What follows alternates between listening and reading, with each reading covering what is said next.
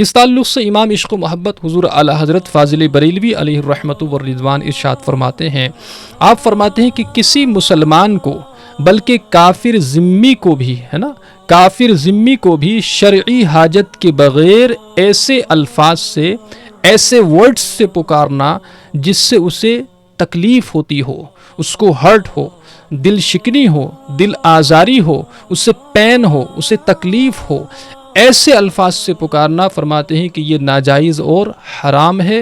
It is forbidden, it is unlawful in Islam, اگرچہ فی نفسی بات سچی ہو. یعنی مثال کے طور پر اگر کسی کا رنگ کالا ہے، واقعتاً وہ کالا ہی ہے، بلیک ہی ہے، لیکن کالو کہنے سے اس کے دل کو تکلیف ہوتی ہے، ہرٹ ہوتا ہے، اس کو اچھا نہیں لگتا ہے، تو فرماتے ہیں کہ اس طرح سے اس کو بلانا یہ ناجائز اور حرام ہے، ہمیں اس سے بچنا چاہیے. اگر ایسا کریں گے تو ہمیں گناہ ملے گا، ہم گناہ گار ہوں گے. اس کے تعلق سے حدیث پاک میں بھی مذمت آئی ہے. حضرت عمیر بن سعد رضی اللہ تعالیٰ عنہ بیان کرتے ہیں کہ نبی کریم صلی اللہ تعالیٰ علیہ وسلم نے ارشاد فرمایا کہ جس نے کسی کو اس کے نام کے علاوہ نام یعنی برے لقب سے بلایا تو اللہ کے فرشتے اس پر لعنت کرتے ہیں. اللہ اکبر، اللہ کے فرشتے ایسے شخص پر لعنت کرتے ہیں.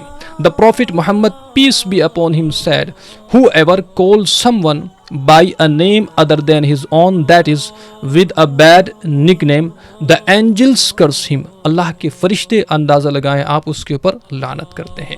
تو جو ریئل نیم ہے، اوریجنل نیم ہے، اسی نام سے ہمیں بلانا چاہیے، اور تنزیہ لقب سے، برے القابات سے ہمیں اوائڈ کرنا چاہیے، بچنا چاہیے. اینڈ ہمیں اپنے بچوں کو، ینگس کو بھی جو ہے اسی تعلق سے ٹرین کرنا چاہیے، ایجوکیٹ کرنا چاہیے. We must educate, we must train our children, our youngs about this. ایک بات یاد رکھیں اور ذہن کے اندر محفوظ رکھ لیں کہ جو شخص کسی کو نیچا دکھاتا ہے وہ دراصل اپنے کردار کو گراتا ہے. the one who belittles others actually degrades their own character. تو اس سے بچیں، معاشرے کے اندر ادب کا ایک ماحول بنائیں.